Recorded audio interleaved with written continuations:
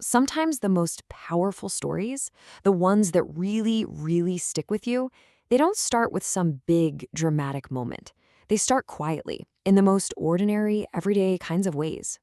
So just picture this with me for a second. It's almost Shabbat, a time meant for peace, for rest, and someone is baking a cake. You can almost smell it, right? The ingredients are getting mixed together, these perfect little orange slices are being laid out in the pan, then the batter gets poured in, and into the oven it goes. It's just this simple, comforting, totally normal thing to be doing. And we're so close. The cake is almost done. The whole house smells amazing. It's that moment of quiet waiting, that little feeling of satisfaction that we all know. Just 6 more minutes. And then everything changes. Just one sound cuts right through it all, the siren. And that calm, that peace, it's just gone, shattered by an alarm that is way too familiar. The reaction is instant. It's practiced. It's almost automatic. The oven, which just moments ago was the source of warmth and comfort, gets switched off. And then there's a walk to the mamad.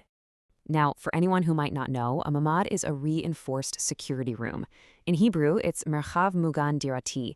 It's actually a required part of all new buildings in Israel, designed to be a shelter from attacks. It's a piece of architecture that tells its own story about a very present, very constant reality. So try to put yourself there. Inside this shelter, the half-baked cake is just sitting in the kitchen. In a moment of pure stress, of not knowing what's next, where does your mind go? What do you find yourself thinking about? And the answer is, well, it's so beautiful and completely unexpected. The mind doesn't jump to fear or anger. It goes to a memory. A quiet, gentle memory of a story written for children. This memory is from a children's book series called Nama and Naim, a title that, as we're about to see, holds a really powerful idea within it. See, where this book series came from is really the whole point. It wasn't just written by an author in a quiet room. It was born out of something special. Meetings between kids from a Jewish kindergarten and kids from an Arab kindergarten. They were brought together with one shared goal, one intention, to educate for peace. And this is where everything connects. The very first story that came out of this incredible project, the story that pops into a person's head while they're sitting in a bomb shelter, it was called the peace cake.